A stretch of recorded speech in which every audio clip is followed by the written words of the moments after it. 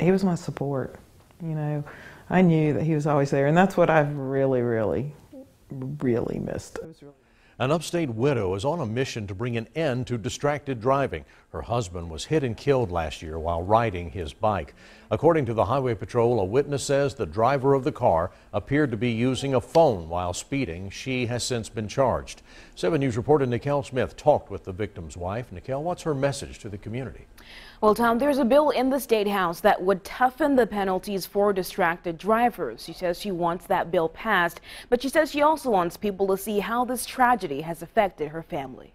He lived life to the absolute fullest. A life of adventure for Jeff and Renee Pierce. He died on the 11th. On the 13th, it would have been 26 years.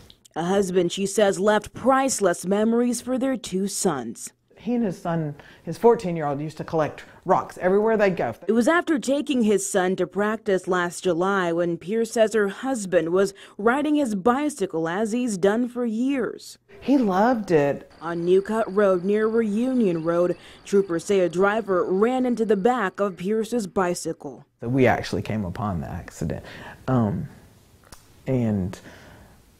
before the police had left to come to our house to tell us. Authorities say he died at the scene. It's just one of those surreal moments. Pierce was a teacher with Spartanburg District 1. 6 months after the devastating day, troopers arrested Heather Renee Hall and charged her with reckless vehicular homicide. Troopers say Hall was speeding, and according to State Patrol records, a witness told investigators she appeared to be using her phone. It's just senseless, and there's a lot of people out there that can't fight. A fight she's taken upon herself to help stop distracted driving. Thank you for allowing me to come and speak. Pierce spoke at a House subcommittee meeting pushing for a bill that would create tougher penalties. South Carolina's current texting ban doesn't work. Representative Bill Taylor is proposing a new law for driving under the influence of an electronic device. It would prevent drivers from holding a cell phone in their hand and raise the fine from $25 to $100. There are those who say, well, I don't want the government involved in all of this stuff about this. That's my freedom, my right. Well, driving is not a right. It is a privilege granted by the state.